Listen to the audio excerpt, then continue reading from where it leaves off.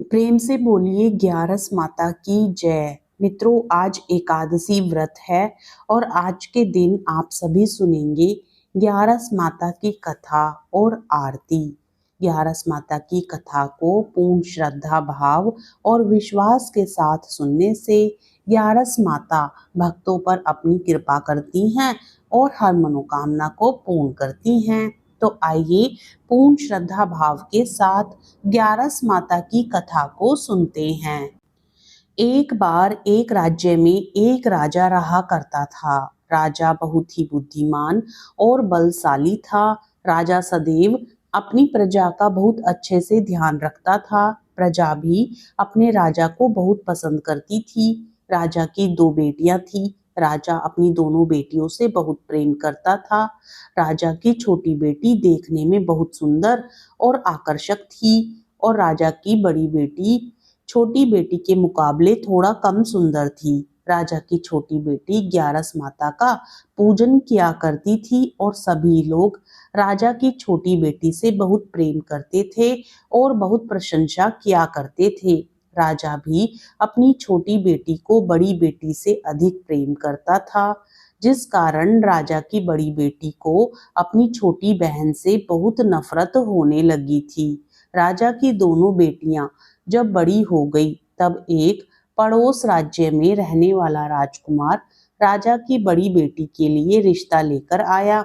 लेकिन जैसे ही उस राजकुमार की नजर राजा की छोटी बेटी पर पड़ी तो वह राजकुमार राजा की छोटी बेटी पर आकर्षित हो गया और उससे पहली नजर में प्रेम कर बैठा। उस राजकुमार ने राजा की बड़ी बेटी के साथ विवाह करने से मना कर दिया और उसने राजा से कहा कि मैं आपकी छोटी बेटी से विवाह करना चाहता हूँ। जिसके बाद राजा की बड़ी बेटी यह देखकर अपनी छोटी बहन से बहुत क्रोधित हो गई और राजा की बड़ी बेटी ने अपनी छोटी बहन को अपना सबसे बड़ा दुश्मन मान लिया। राजा की बड़ी बेटी ने अपनी छोटी बहन से बदला लेने का निर्णय किया, जिसके लिए उसने अपनी छोटी बहन को जान से मारने का प्लान बनाया। राजा की बड़ी बेटी ने अपनी छोटी बहन को मारने के लिए सबसे पहले एक लड्डू में जहर मिलाकर अपनी छोटी बहन को दे दिया और उसको लड्डू खाने के लिए कहा। लेकिन लड्डू खाने के बाद भी छोटी बहन को कुछ नहीं हुआ। बड़ी बहन यह देखकर बहुत आश्चर्यचकित हो गई, लेकिन बड़ी बहन ने हार नहीं मानी और उसने जब रात में छोटी बहन अपने कमरे में सो रही थी तब एक मटके में सांप रखकर उसके कमरे में छोड़ दिया। लेकिन सांप भी छोटी बहन का कुछ नहीं कर पाया। जिसके बाद बड़ी बहन ने अपनी छोटी बहन से कहा कि चलो हम लोग कुएं में से पानी भरकर लाते हैं, जिसके लिए वह अपनी छोटी बहन को पानी भरने के बहाने कुएं के पास ले गई और उसने अपनी छोटी बहन को कुएं में धक्का दे दिया। लेकिन छोटी बहन को तब भी कुछ नहीं हुआ, क्योंकि हर बार ग्यारस माता उसकी रक्षा कर रही थी और उधर बड़ी बहन अपने सारे प्रयासों के बाद असफल हो रही थी, जिससे वह बहुत क्रोधित होती जा रही थी। फिर उसने अपनी छोटी बहन के पास जाकर उससे खुद ही पूछा कि मेरी छोटी बहन, तुमको पता है भगवान ने सबकी मृत्यु एक दिन निश्चित समय पर लिखी हुई है और कैसे तुम्हारी मृत्यु होगी, क्या यह तुम जानती हो? तब छोटी बहन ने अपनी बड़ी बहन को बताया कि हाँ, मैं जानती हूँ मेरी मृत्यु कैसे होगी। छोटी बहन से यह सुनकर बड़ी बहन मन ही मन बहुत प्रसन्न होने लगी और उसने अपनी छोटी बहन से कहा कि तो मुझे अपनी मृत्यु का राज बताओ।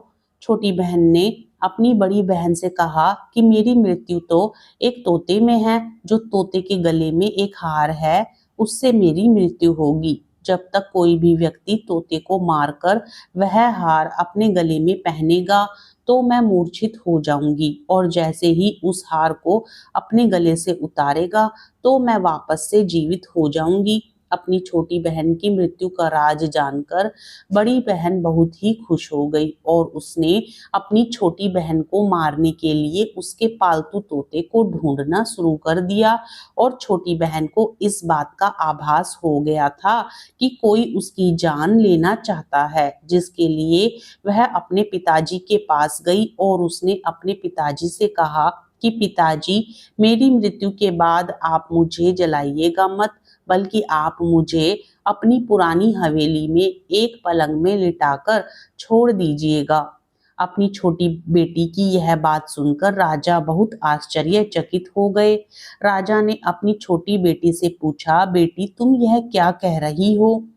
तब राजा की छोटी बेटी ने बताया, पिताजी समय किसी के लिए नहीं रुका है, कब क्या हो जाए किसी को कुछ पता नहीं है। और फिर राजा ने अपनी छोटी बेटी से कहा कि तुम ऐसी बातें क्यों कर रही हो? 2-3 दिन में तो तुम्हारा विवाह है। लेकिन छोटी बेटी ने अपने पिताजी को ऐसा करने पर मजबूर कर दिया और उनसे वचन ले लिया।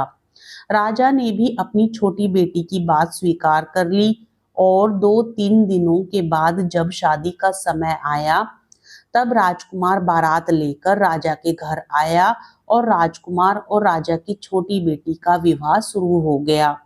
जैसे ही राजा की छोटी बेटी राजकुमार के साथ फेरे लेना शुरू करती है, तो उसकी बड़ी बहन अपनी छोटी बहन के कमरे में जाकर उसके तोते को पकड़ लेती है और उसको जान से मार देती है। तोते के गले में जो हार था उसको अपने गले में धारण कर लेती है। जैसे ही बड़ी बहन उस हार को अपने गले में धारण करती है, तो उधर छोटी बहन 3.5 फेरे ही ले पाती है और वहीं पर बेहोश होकर गिर जाती है। जिसके बाद राजा ने बड़े बड़े दर्द हकीमों को बुलाया और अपनी छोटी बेटी का इलाज करने के लिए कहा। राजा की बात सुनकर वैद्य ने छोटी बेटी को जब देखा, तो राजा को बताया कि आपकी छोटी बेटी ना तो जीवित है और ना ही मरी हुई है। यह मैं ऐसा पहली बार देख रहा हूँ। राजा ने वैद्य और हकीम को यह बात बाहर बताने से मना कर दिया और उनको कहा कि अगर तुमने यह बात किसी को बाहर बताई तो हम तुम्हें फांसी दे देंगे। राजा ने अपनी छोटी बेटी को पुराने महल में जाकर एक पलंग पर लेटा दिया और वहां पर कुछ सैनिकों को तैनात कर दिया। वापस अपने महल पर आ गया। राजा की बड़ी बेटी अपने पिताजी के पास आई और कहने लगी कि पिताजी, अगर यह शादी संपन्न नहीं हुई तो आपकी इज्जत का क्या होगा? आप कहें तो मैं आपकी इज्जत बचाने के लिए राजकुमार से शादी करने के लिए तैयार हूँ। जिसके बाद राजा ने अपनी बड़ी बेटी की बात मान ली और राजा ने बड़ी बेटी को छोटी बेटी के कपड़े पहनाकर मंडप पर भेज दिया। लेकिन राजकुमार यह जान गया कि यह राजा की छोटी बेटी नहीं है, बल्कि यह राजा की बड़ी बेटी है। लेकिन जब राजकुमार ने शादी करने से मना किया, तो सभी लोगों ने राजकुमार को विवश करके राजा की बड़ी बेटी से बचे हुए फेरों को संपन्न करा दिया और विवाह करवा दिया।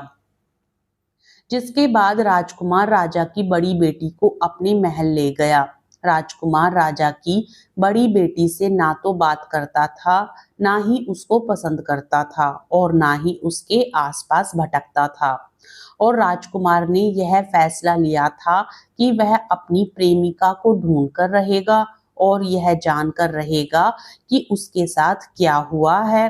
एक दिन राजकुमार अपने घोड़े पर सवार होकर राजा के पुराने महल के पास पहुंच गया, जहां पर उसने कुछ सैनिकों को देखा। महल के पास पहुंचकर राजकुमार ने जब महल को ध्यान से देखा, तो वह समझ गया कि यह तो हमारे ससुर जी का महल है। तब राजकुमार ने सैनिकों से पूछा, तुम लोग यहाँ क्या कर रहे हो और इस महल के अंदर उस पलंग पर कौन लेटा है? जिसके बाद सैनिकों ने बताया कि यहाँ पर राजा की छोटी बेटी लेटी है। यह सुनकर राजा बहुत प्रसन्न हो गया और वह तुरंत अपनी प्रेमिका के पास पहुंच गया और उसकी सेवा करने लगा। जैसे ही रात हुई तो राजा की छोटी बेटी उठकर खड़ी हो गई। राजकुमार को यह देखकर बहुत खुशी हुई और उसने अपनी प्रेमिका से पूछा कि तुम यहाँ क्या कर रही हो? तुम मेरे साथ मेरे घर चलो। राजा की छोटी बेटी ने राजकुमार को सारी बातें बता दी कि मेरी जान एक तोते में बसी थी और मैंने यह बात सिर्फ अपनी बड़ी बहन को बताई थी और मुझे पता है कि उसने ही मुझे मारने का प्रयास किया है। उसके पास एक हार है जिसको वह सुबह पहन लेती है और रात को उतार देती है। जब तक वह हार को पहने रहती है तब तक मैं मूर्छित रहती हूँ और जैसे ही वह हार को उतार देती है तो मैं जीवित हो जाती हूँ और जब तक मेरी बड़ी बहन के पास वह हार है तब तक मैं ऐसे ही जीवित और मूर्छित होती रहूंगी। अगर मेरी बड़ी बहन के पास जो हार है वह मेरे हाथ में लग जाए तो मैं हमेशा के लिए जीवित हो जाऊंगी। राजकुमार यह बात सुनकर राजा की छोटी बेटी के पास रहने का निर्णय कर लेता है और उसने अपने बचे हुए सारे फेरे उस पलंग में लेटी राजकुमार की छोटी बेटी के साथ ले लिए और अपना विवाह पूर्ण कर लिया और वहीं पर रहने लगा। देखते ही देखते कुछ समय में राजा की छोटी बेटी और राजकुमार की पत्नी पेट से हो गई। एक दिन राजकुमार को किसी काम से बाहर जाना पड़ा। तब छोटी बहन के पेट में बहुत तेज से दर्द होने लगा, जिसके बाद उसने ग्यारस माता का आवाहन किया। जिसके बाद वहां पर ग्यारस माता प्रकट हुई और उन्होंने अपनी भक्तों के दर्द को दूर किया और एक पुत्र की प्राप्ति करवाई और वहीं पर अचानक से राजकुमार भी आ गया। राजकुमार ने ग्यारस माता को देखा तो वह आश्चर्यचकित हो गया और उसने तुरंत माता को प्रणाम किया और ग्यारस माता ने राजकुमार से कहा कि जब तुम्हारा यह पुत्र 5 वर्ष का हो जाए तो तुम अपनी पत्नी का हार आकर इसके गले में डाल देना। और देखते ही देखते राजकुमार और राजा की छोटी बेटी का पुत्र 5 वर्ष का हो जाता है। तो राजकुमार अपने बेटे से कहता है कि बेटा, मैं कुछ काम से बाहर जा रहा हूँ, तुम अपनी माता का ध्यान रखना, और वहां से चला जाता है। राजा को बाहर निकलता देख बड़ी बहन के सैनिक देख लेते हैं और बड़ी बहन को जाकर सारी बातें बता देते हैं, जिसके बाद बड़ी बहन अपनी छोटी बहन के पुत्र को वहां से उठवा लेती है और उसको मरवा देती है। छोटी बेटी के पुत्र के 2 टुकड़े करवा देती है। पहला टुकड़ा चक्की के पास छुपा देती है और दूसरा टुकड़ा अपनी पलंग के नीचे रख लेती है। अब ग्यारस माता भिखारन का रूप लेकर आती है। एक भिखारी का रूप रखकर बड़ी बहन के पास चली जाती है, जिसके बाद वहां पर भिक्षा मांगने लगती है। बड़ी बहन अपने नौकरों से कहती है कि जाकर भिक्षा दे दो, लेकिन जैसे ही नौकर ग्यारस माता को भिक्षा देने के लिए आते हैं तो माता उन्हें मना कर देती है और कहती है कि मैं तुम्हारी महारानी से ही भिक्षा लूंगी। जिसके बाद बड़ी बहन स्वयं ही भिक्षा देने के लिए माता के पास आती है। तब माता एक बिल्ली का रूप लेकर उसके कमरे में चली जाती है और वहां पर छोटी बेटी के मृत पुत्र के 2 टुकड़ों को जोड़कर एक कर देती है और उसे जीवित कर देती है। साथ ही राजकुमार को ग्यारस माता स्वप्न में बताती है कि राजा की बड़ी बेटी तुम्हारे पुत्र के प्राण हर लेना चाहती है, तो तुम इसका ध्यान रखना। राजकुमार अपने बेटे को लेकर अपनी पत्नी के पास जाता है और उसे कहता है कि तुम इसका ध्यान रखना, अगर तुम इस बच्चे का अच्छे से ध्यान रखोगी तो मैं तुमसे बात करूंगा। एक दिन राजकुमार अपने पुत्र से कहता है कि तुम्हारी माता के गले में जो हार है तुम उसे मांग लो। जिसके बाद राजकुमार का लड़का अपनी माँ के पास जाता है और कहता है कि माँ, मुझे तुम्हारा यह हार चाहिए जो तुमने गले में पहन रखा है। यह सुनकर पहले तो बड़ी बहन बहुत क्रोधित होती है, पर उसको यह याद आता है कि राजकुमार ने कहा था कि अगर मैं इस बच्चे का अच्छे से ध्यान रखूंगी तो वह मुझसे बात करेंगे, अन्यथा नहीं। जिस कारण वह हार उस बच्चे को दे देती है और वह तुरंत हार को ले जाकर अपने पिताजी को दे देता है और तभी राजकुमार अपने बेटे को लेकर वहां से जाने लगता है और राजा की बड़ी बेटी से कहता है कि तुम हमारे लिए खाना बनाकर रखना, मैं शाम को आकर तुम्हारे साथ खाऊंगा। और वह अपने बेटे को लेकर वहां से चला जाता है, जिसके बाद वह राजा के पास जाता है और उनको सारी बातें बता देता है। राजा अपनी बड़ी बेटी की यह करतूत सुनकर बहुत क्रोधित होते हैं और अपनी परवरिश पर ही दोष देने लगते हैं और राजकुमार को अपनी छोटी बेटी के साथ रहने के लिए आदेश देते हैं। इस प्रकार राजकुमार, छोटी बेटी और उनका पुत्र ग्यारस माता की कृपा से सुखपूर्वक जीवन व्यतीत करते हैं। ग्यारस माता राजा की बड़ी बेटी को उसके द्वारा किए गए कुकर्मों की सजा देती है। उसे जीवन भर दुख और कष्टों को सहना पड़ता है। प्रेम से बोलिए ग्यारस माता की जय। ग्यारस माता की कृपा आप और आपके समस्त परिवार पर बनी रहे। कथा सुनने के बाद आरती भी जरूर सुननी चाहिए, तभी कथा का संपूर्ण फल प्राप्त होता है। ओम जय एकादशी, जय एकादशी, जय एकादशी माता। विष्णु पूजा व्रत को धारण कर शक्ति मुक्ति पाता। ओम जय एकादशी माता, तेरे नाम गिनाऊं देवी, भक्ति प्रदान करनी, गण गौरव की देनी माता, शास्त्रों में वर्णी। ओम जय एकादशी माता, मार्गशीर्ष के कृष्ण पक्ष की उत्पन्ना, विश्व तारिणी जननी, शुक्ल पक्ष में हुई मोक्षदा मुक्ति दाता बन आई। ओम जय एकादशी माता, पौष के कृष्ण पक्ष की सफला नामक है, शुक्ल पक्ष में हुई पुत्रदा आनंद अधिक रहे। ओम जय एकादशी माता, नाम षटिला माघ मास में कृष्ण पक्ष आवे, शुक्ल पक्ष में जया कहावे, विजय सदा पावे।